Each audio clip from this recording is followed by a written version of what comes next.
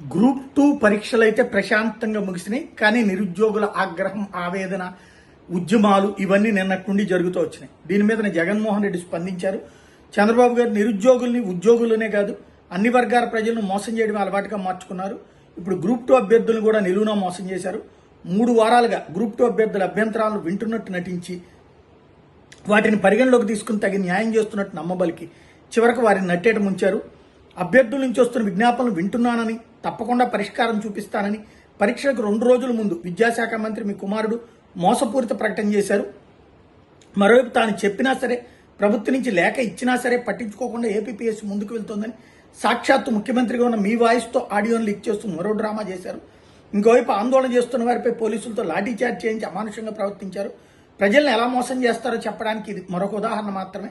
ఆఖరికి అయోమయం, గందరగోళం, అస్పష్టత మధ్య పరీక్షలు పెట్టడం అత్యంత దారుణం.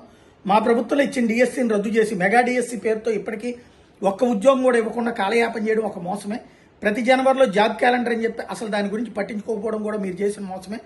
వాలంటీర్లకి 10,000 ఇస్తానని చెప్పి జీతం సంగతి దేవుడెరుగు చివరికి 2.6 లక్షల మంది ఉద్యోగాలు ఊడగొట్టడమూ మోసమే.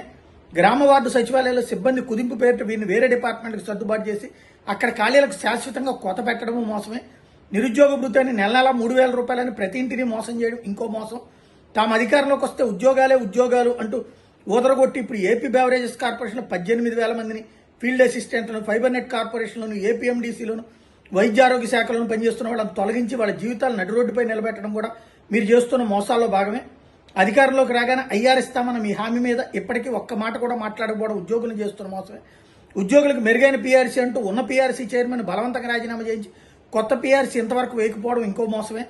1వ తేదీనే జీతాలంటూ ఒకే ఒక నెల మాత్రమే ఇచ్చి ఆ తర్వాత ప్రతి నెల ఉద్యోగులు ఎదురు చూసేలా చేయడం కూడా మీరు చేసిన మోసాల్లో భాగమే.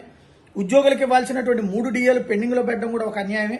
ట్రావెల్ అలవెన్సులు, సరెండర్ లీవ్స్, మెడికల్ రీఎంబర్స్మెంట్ అన్ని పెండింగ్లో పెట్టడం కూడా ఇంకో అన్యాయమే.